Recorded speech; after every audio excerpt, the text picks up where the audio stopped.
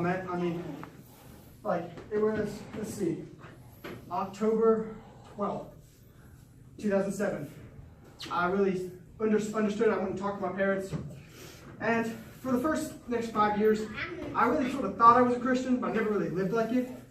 So it wasn't until a few years ago that I really started to, like, believe it fully.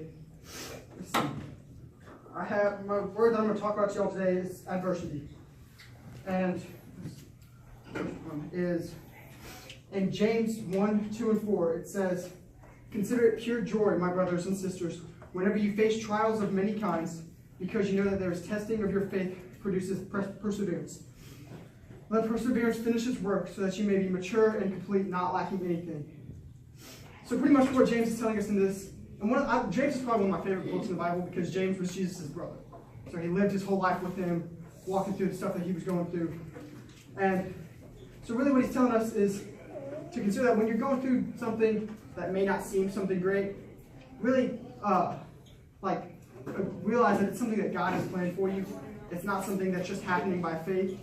And that was one of the things that really got me when I was younger. Is just like, I felt like,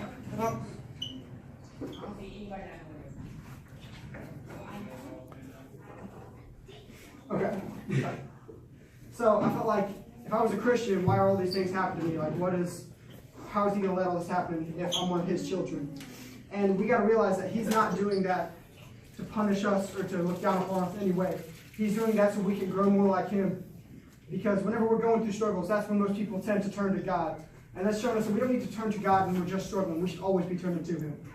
We should always look to God whenever we need anything. And then I have another verse that was 1 Thessalonians 5, 16 through 18. "Rejoice always, pray continually, give thanks in all circumstances, for this is God's will for you in Christ Jesus." So, let's see.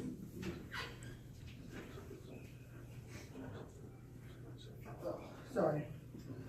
So what this is saying is really we need to not just question why stuff is happening. Like, he's doing this because he wants us. See, I think I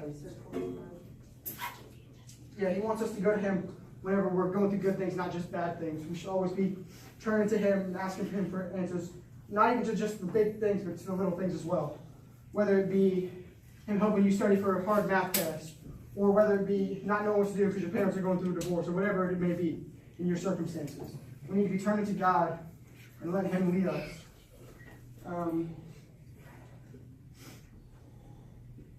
And we need to trust that God, no matter what's going on, God, the reason he's doing this is because he loves us, and not because he just wants us to have a miserable life. Everything he does, he's going to do in order to take care of us. And so, some of the big trials that people are facing, like a lot of people have heard about what's going on in Houston. We need to be thinking about, we could be going through a lot worse things, but their things aren't any worse than things that we're going through. God is there for both of us, no matter what you're going through. What was in